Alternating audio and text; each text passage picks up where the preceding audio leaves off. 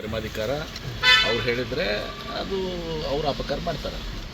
Sir, ಈಗ ಹೆಬ್ಬಾಳ್ಕರ್ ಅವರನ್ನು ನಿನ್ನೆ CID ಅಧಿಕಾರಿಗಳು ಅವರು ಸ್ಟೇಟ್ಮೆಂಟನ್ನು ತೆಗೆದುಕೊಂಡಿದ್ದಾರೆ. ನನಗೆ ಅನ್ಯಾಯ ಆಗಿದೆ, ಹೆಣ್ಣು ಮಗಳಿಗೆ ಇವೆಲ್ಲರೂ ಕೂಡ ನನ್ನ ಬೆಂಬಲಕ್ಕೆ ನಿಲ್ಲಬೇಕು ಅಂತೇಳಿ ಹೆಬ್ಬಾಳ್ಕರ್ ಅವರು ಹೇಳಿದ್ದಾರೆ.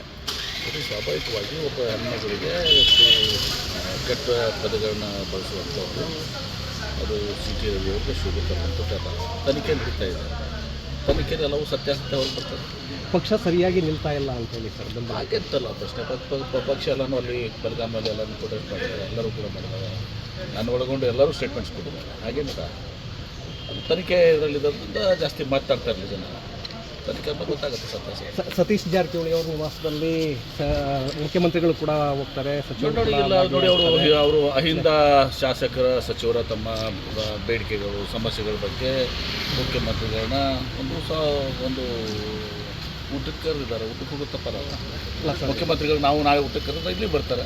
ಅಲ್ಲ, ಮುಖ್ಯಮಂತ್ರಿಗಳೇ ಆ ಒಂದು ಸಭೆಗೆ ಹೋಗಿದ್ದು ಬೇರೆ ಬೇರೆ ಅರ್ಥಗಳನ್ನು ಸಂದೇಶಗಳನ್ನು ಅರ್ಥ ಮಾಡ್ಕೋತಾರೆ. ನಮ್ಮ ಪಕ್ಷದ ಬೇರೆ ನಮ್ಮ ಪಕ್ಷದ ಅಹಿಂದ ಶಾಸಕರು ಮಂತ್ರಿಗಳು ಕೂಡಿದಾಗ ಹೋದರೆ ಊಟಕ್ಕೆ ಕರೆದಾಗ ಹೋದ್ರೆ ತಪ್ಪಿದೆಯಾ? ಅವ್ರು ತಮ್ಮ ಅವಾರ್ಡ್ಗಳನ್ನ ಹೇಳ್ತಾರೆ, ಸಮಾಜದ ಸಮಸ್ಯೆಗಳ ಬಗ್ಗೆ ಹೇಳ್ತಾರೆ. STಗಳದ್ದು ಒಂದು ಸಮಸ್ಯೆ ಇರ್ತದೆ, SC ಒಂದು ಸಮಸ್ಯೆ ಇರ್ತದೆ. ಈಗ ಪರಮೇಶ್ವರ್ ನಾಯ್ಕ ಬಂದಿದ್ರು, ಲಂಬಾಣಿಗಳದ್ದು ಒಂದು ಸಮಸ್ಯೆ ಇದೆ ಏನ್ರಿ, STದು ಸಮಸ್ಯೆ ಇದೆ, SCದಾಗ ರೈಟ್ ಒಂದು ಸಮಸ್ಯೆ ಇದೆ, ಬಲಗಡೆ ಎಡಗೈ ಒಂದು ಸಮಸ್ಯೆ ಇದೆ, ಎಲ್ಲ ಇರ್ತವೆ. ಸರ್, ಈಗ ಪ್ರಿಯಾಂಕ್ ಖರ್ಗೆ ಅವರ ವಿರುದ್ಧವಾಗಿ ಹೋರಾಟವನ್ನು ಮಾಡ್ತಾ ಇದೆ BJP. ಇವತ್ತು ಕೂಡ ಗುಲ್ಬರ್ಗದಲ್ಲಿ ಪ್ರಿಯಾಂಕ್ ಖರ್ಗೆ ಅವರ ಹೋರಾಟ ಯಾಕೆ ಕೊಡಬೇಕು?